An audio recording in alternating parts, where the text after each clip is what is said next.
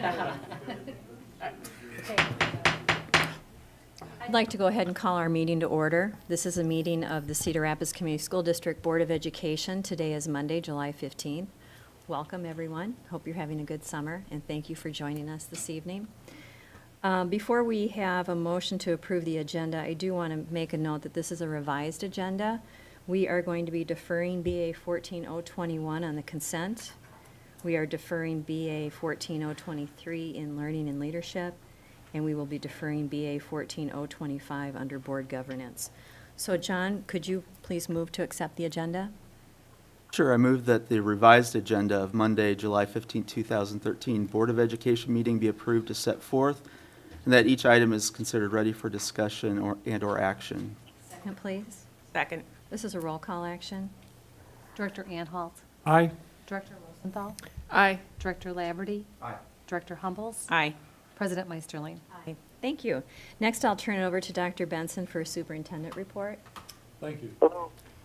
This evening, I want to make parents aware that the online registration process for returning students is now available. This electronic process helps the district use less paper and makes the process more efficient for parents. Parents may access the online registration system by clicking the Power School link on their school's website. Reminder to families in the Taylor Elementary School community that Thursday, July 25th, is the first day of classes for the 13-14 school year. This will be an early dismissal day. Classes begin in all other district schools on August 27th. I'm pleased to share that the district has again received the Certificate of Achievement for Excellence in Financial Reporting from the National Government Finance Officers Association. This certificate of award for the Comprehensive Annual Fiscal Report, commonly referred to us as CAFR. This is the highest form of recognition in governmental accounting and financial reporting, and its attainment represents a significant accomplishment. This marks the 18th year in a row that the district has received this recognition because of its attention to financial integrity. Chris, on behalf of all of us, please extend to the team in the accounting office our appreciation and thanks. Last this evening, I'm also pleased to report that, according to the annual report of District Volunteer Service Program, 7,029 educational volunteers contributed 143,754 hours to support learning environment during the 12-13 school year. Our volunteers continue to be an indispensable workforce for us, and we want to thank all of our volunteers for their work. Are there any introductions that you would like to make tonight? Yes, I would like to introduce the newly appointed, assuming the consent agenda is approved, Deputy Superintendent Mary Ellen Mosk, who has a couple of introductions. Thank you, Dr. Benson. It is my pleasure to introduce to you tonight a couple new members of our superintendent's cabinet. I'll start on my right here with Carla Reese. Carla Reese joined the Cedar Rapids School District last year as a facilitator in professional development. Carla worked, although she just joined the district last year, she worked at the Grantwood AEA for several years, serving the Cedar Rapids School District with school improvement efforts and compliance efforts that had to do with schools in need of improvement as well. Before her tenure with the AEA, Carla was a teacher and a counselor, and she also has had a great deal of experience working at the state level with the Iowa core curriculum, with school improvement, and the curriculum as well as the Iowa core and other curricular areas. So I think those experiences will serve her well as she joins us as our Director of Instructional Services. And to my left here is Val Dozal. Val is our new PK through 8 Executive Director. And she will be working with all of our early learning, elementary, and middle schools. And Val has been with the district for 27 years. I had to check with her, and she said 28. And then she said, no, I've been married 28 years. Worked with the district 27 years. So I think she thinks it's really important if she equates that with her years of marriage. So anyway, Val has been with us 27 years, as I said. She was a teacher at Grant in the early learning programs in Grant Elementary. She also was a facilitator here at the ELSC, or at the ESC anyway, and was then principal at Grant and Wilson Elementary. So we're happy to have Val join our team as well. Thank you. And welcome, both of you. We look forward to a very successful year, and we're very glad that you decided to take those positions and move up in the district. So thank you very much. I did fail to recognize that Alan Wood is not joining us in person tonight, but he is calling in, and he should be on the line. Alan, are you on the line? Yes, I am. Okay, Hi, thank guys. you. I'm sorry? Hi, guys. Hi. Hello. Thank you for joining us. We're impressed with your dedication to your board service. Next, I have any board reports. Anyone from the board have anything that they'd like to report or comment on? Seeing none, we'll move to the consent agenda. Is there anything that anyone would like to pull for separate consideration, or if you have any questions about any items? Seeing none, this is a roll call action due to the personnel report. Director Witt, Aye. Director Anhalt, Aye. Director Humbles, Aye. Director Laverty, Aye. Director Rosenthal, Aye. President Meisterling. Aye. Thank you. Next is the appointment of a school district secretary, and the Code of Iowa, Chapter 279.3, provides that the Board of Education appoint a school district secretary of the Board of Directors in the County of Lynn, State of Iowa, on an annual basis using a roll call action.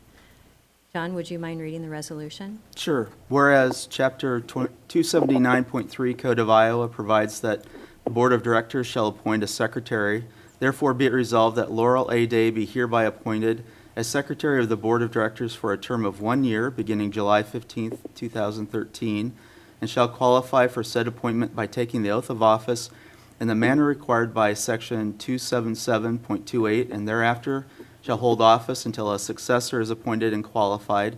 And be it further resolved that this action shall be entered of record in the minutes of this school corporation. Thank you. Is there a second? I'm sorry, I don't need a second. This is a roll call action. Director Rosenthal, Aye. Director Laverty, Aye. Director Humbles, Director Anhalt, Aye. Director Witt, Aye. President Meisterling. Aye. And Laurel, if you'd like to step over, I'll read the oath of office. Raise your right hand, please. Do you, Laurel A. Day, solemnly swear that you will support the Constitution of the United States and the Constitution of the State of Iowa, and that you will faithfully and impartially discharge the duties of the office of Secretary in the County of Lynn, State of Iowa?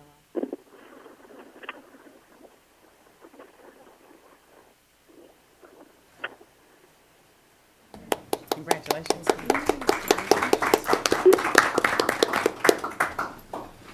Okay, next I'm going to go ahead and turn this over to Alan to talk about our legislative platform for 2014 IASB, and I believe at your tables you should have the recommendations that Alan will be making this evening. So, Alan?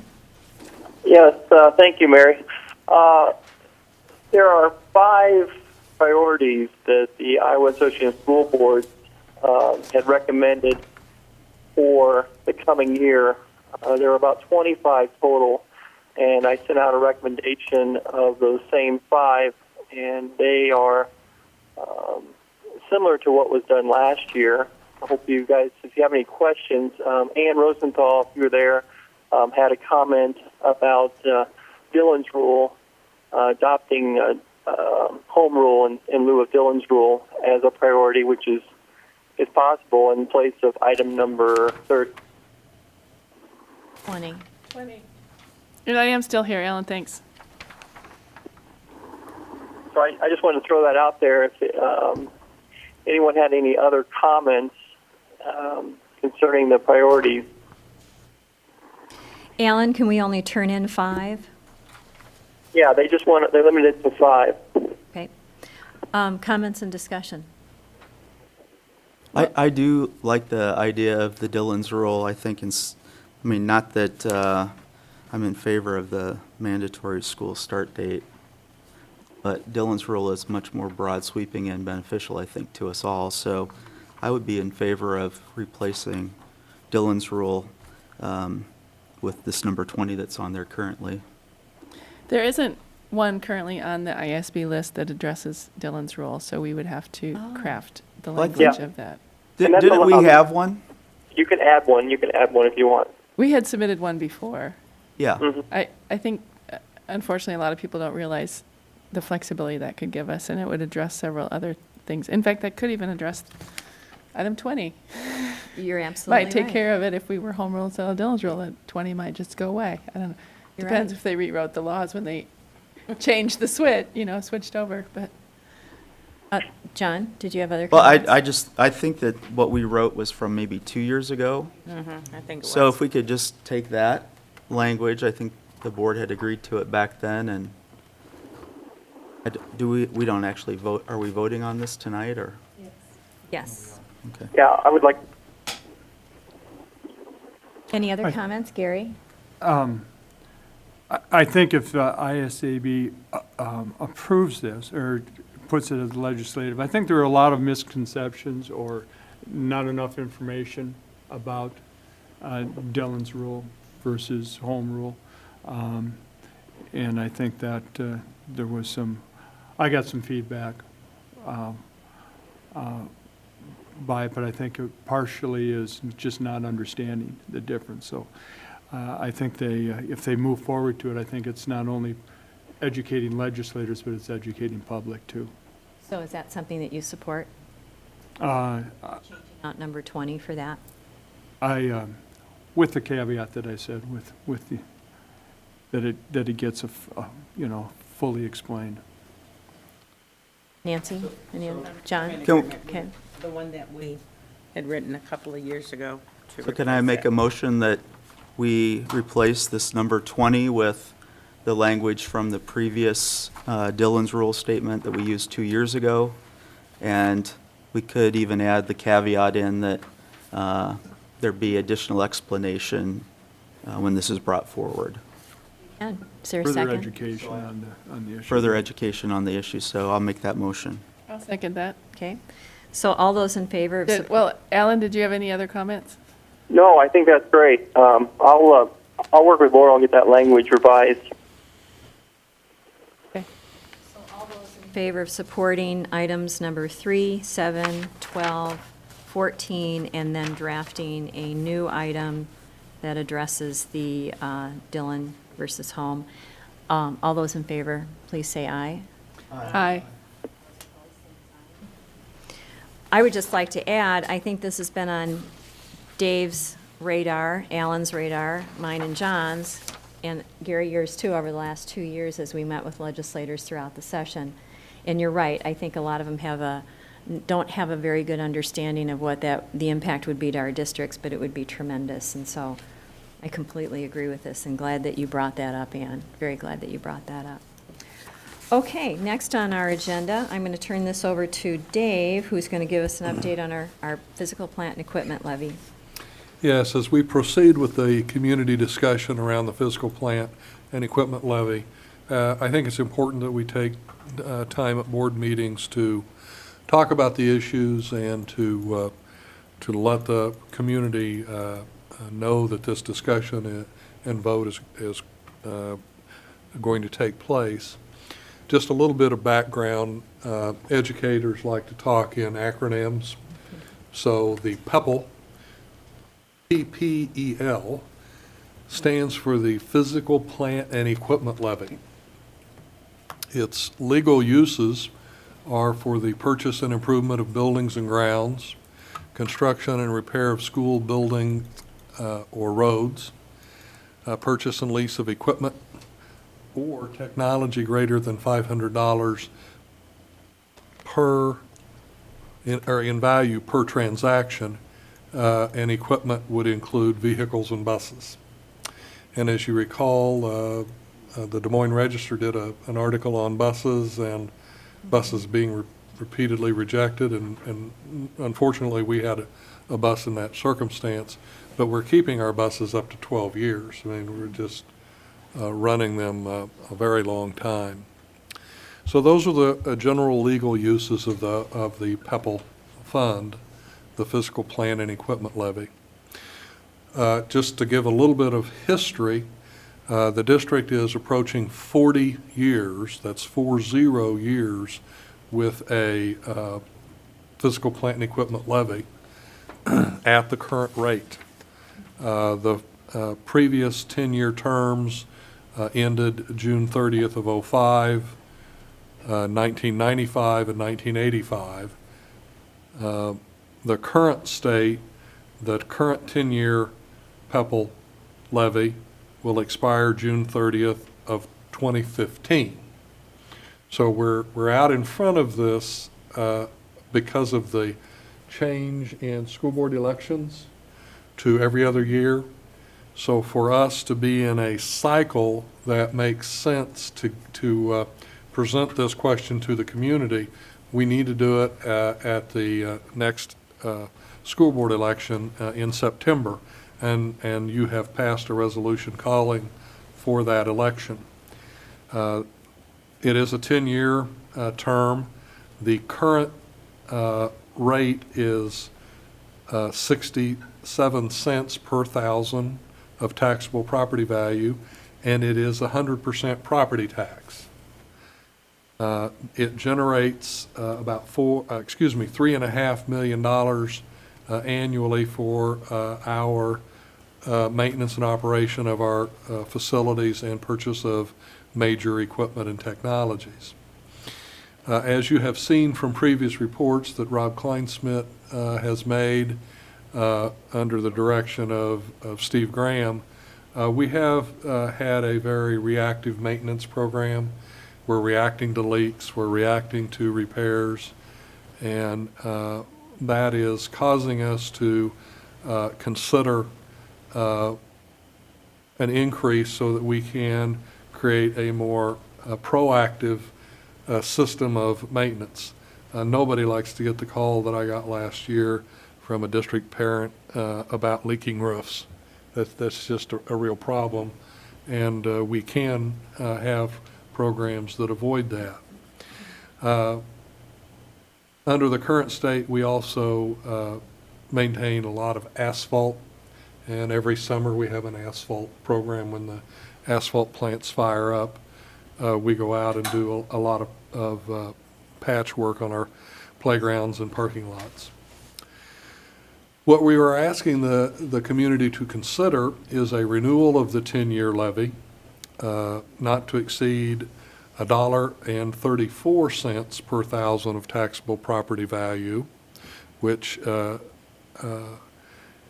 if the measure passes as we are asking the question to the community, it could be an annual decision of the board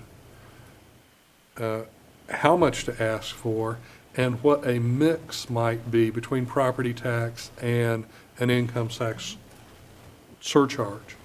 And this, as you know, from filing your income taxes in Iowa, you always have to identify your school district that you're in, and then these programs and people will calculate the formula for any surtax that is levied. So that is really a great degree of flexibility for future boards. Should this issue pass, it gives the Board of Education at your annual budget hearing the opportunity to raise and lower that property tax rate and mix in some income surtax or not, based on what the rates are doing and what property assessed value is doing. It is for 10 years, and it would begin July 1 of 2015. We would generate about $8.5 million annually for a more proactive maintenance. And any institution will tell you that deferred maintenance will hurt in the long run, and we have a lot of deferred maintenance. And I think the board has seen those reports and certainly they're available to anybody who would like to see them.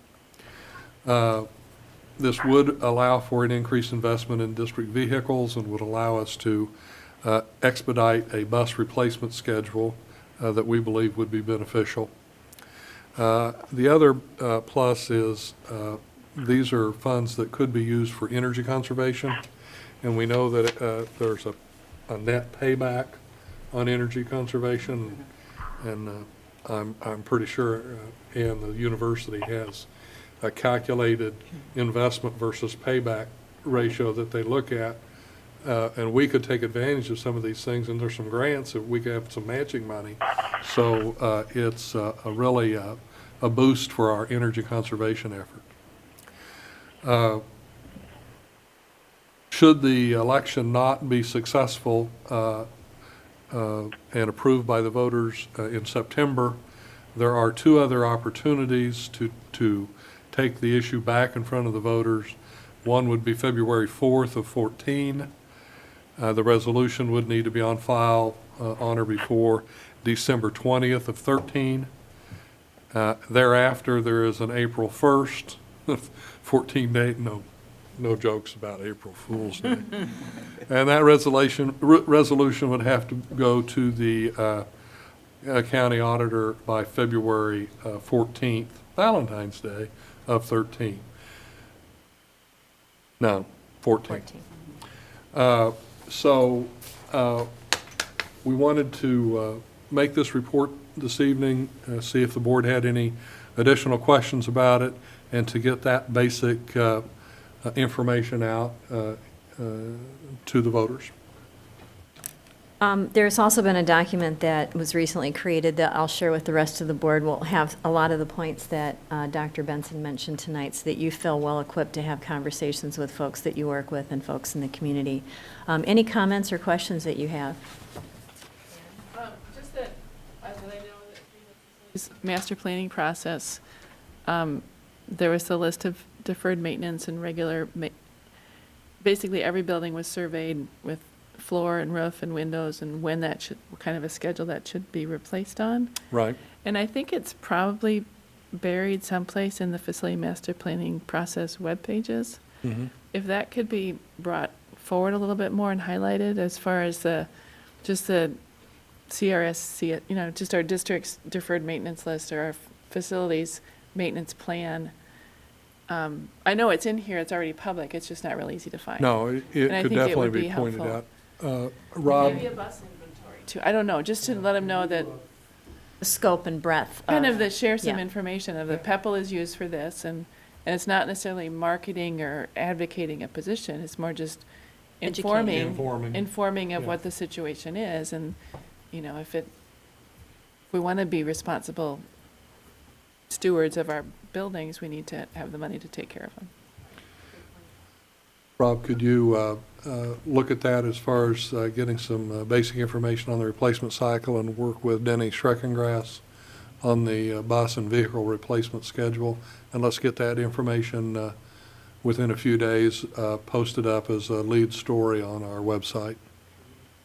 Okay, good idea. Thank you. Yep. John? Yeah, I agree with Ann. I was just thinking about, the comments that have come over the last couple of years from the community about a need to really help maintain some of our neighborhood schools, which are often in some of our older neighborhoods, and they're getting to show their age quite a bit. So, as Cedar Rapids expands into new areas and has potential and new facilities, Viola Gibson's one example in the last few years that has been out there, and trying to maintain some of our older buildings, I think we really do need this, and I think that list will definitely show that to the community. They supported the silo funds a number of years ago, and we've used that exactly for what the public were told that it would be used for, and our high schools are getting great new makeovers. A lot of the middle schools have been updated, and I think that many of our elementary schools at this point probably need some TLC. So. Right.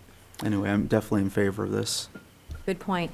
And also, Dr. Benson will be meeting with various groups around town, Rotaries and the Economic Alliance group, to share this message so that people are well informed about not only our needs, but the importance of passing this this PEPAL levy, if you will, for this fall. Okay, Gary? A key point that I picked up from Dr. Benson's summary here was the fact that in 40 years, we haven't changed the levy rate. And repair costs have certainly not stayed the same over 40 years. So, I mean, obviously, we've had not only more things to do, but basically less money to do it. Because, just because of same amount, but cost more, so. Very good point. Just that fact alone to increase it, just to allow us to maintain our buildings. Good comments. Thank you. I'm going to leave it with Dave to give us an update on the disposition of Lincoln and Monroe Elementary School property. The Monroe property, we continue to have some interest in that, but we do not have any offers to report at this time. There are some interested parties that are going through the facility. The Lincoln property is more problematic. Interest seems to be very limited. The base building is now 100 years old and shows signs of some structural issues. However, we do have a community-based group who's interested in developing the property should the property be raised, and that group would be a very compatible fit and does a lot of community work right now with middle school students, and actually is doing some very positive work for us in McKinley and Roosevelt. So I think we just need to hang in with Monroe. I think there are some good repurposing uses for that property, but I want to tell you that if nobody comes forward with interest in Lincoln, in that would be a good repurposing of that facility that would meet the community's interests from the community that surrounds that facility, I'll be making a recommendation to raise the building. And that's kind of a last resort. In any recommendation like that, we would, of course, do all that we could to recycle material and to prevent, to the maximum extent possible, any material going to a landfill and having to pay dumping fees and that kind of thing. But the bottom line is, as a responsible property owner, we just can't let a facility sit forever and deteriorate. And there is interest in that property, in the redevelopment of that property. So if it were raised, it could be put back to a very positive, in my view, community use. Those individuals are not ready to really come forward at this time, but I don't know that I have a specific timeline for that decision, but I thought it was important to bring it to the board, and if you hear about this in the community or you have additional questions, I'd be pleased to answer it. How long has Lincoln been vacant?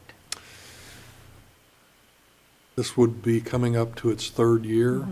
The community college had the facility for about 40 years as an adult learning site, and they shrunk their footprint, and in the process of doing that, we discovered a clause in the contract which was a reversion clause that if the community college ever quit using it, it reverted back to the school district. So we're here having this discussion instead of the trustees of the community college.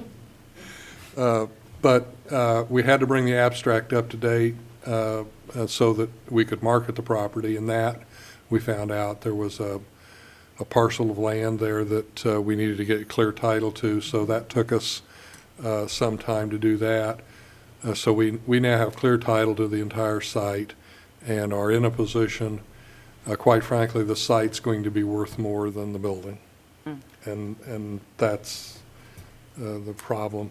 But the problem with raising a building is what do you do with the materials and how can you possibly, recycle, reuse as much as possible. And that facility was built in an era, even the new addition, where there were valuable materials put in it. So we would want to get that value out of it. So that's the plan. We're going to let the summer months continue to play out here a little bit, but don't be surprised if we don't have a plan to dispose of Lincoln coming forward if we cannot find a satisfactory community use of the building. Gary? Are we, I assume we are maintaining the grounds of both of those buildings and so on, and Yes. for Monroe, is the outside equipment, the playground equipment still on the property? No, I think we moved the playground Yes. equipment to, To a site that's being, okay. But we're mowing the grass, and we're doing all those other That's kinds right, of and things we're- and maintaining the, we're doing the appearance of it. inspections on a regular and routine basis to make sure the heating and air conditioning are, well, we're really not heating and airing it in a true sense, but we're being good stewards of the property so that it doesn't deteriorate. We're maintaining that, and that's one of the issues for us, is we'd like to get out of doing that. right. Sooner rather than later. Right. Other comments? I drive by there, I live near there, and I do see our realtor out with prospects every once in a while, so I get encouraged, and then Okay, thank you very much for that report, and we will look forward to whatever recommendation you decide to make in the future. Next, we're going to turn to Human Resources. We do have a recommendation before the board to approve the 2013-14 terms and conditions of employment for Local 308, United Brotherhood of Carpenters and Joiners of America Public, Professional and Maintenance Employees Carpenters. This is a roll call action. Director Rosen? Aye. Director Laverty? Aye. Director Humbles? Aye. Director Anhalt? Aye? Director Witt? Director Witt? Aye. Sorry. I President had my phone, Meister? I had my phone on mute, I'm sorry. President Meisterling? Aye. Okay, thank you. That actually concludes the business of our meeting tonight. Does anyone else have any other items they'd like to bring before the board or discuss? Like to bring before we close? Hearing okay. none. Sorry? I'm okay. Okay, good. Thanks again for calling in. Hearing none, please take your school board calendar home, and we will see you in a couple of weeks. Thank you. We stand adjourned.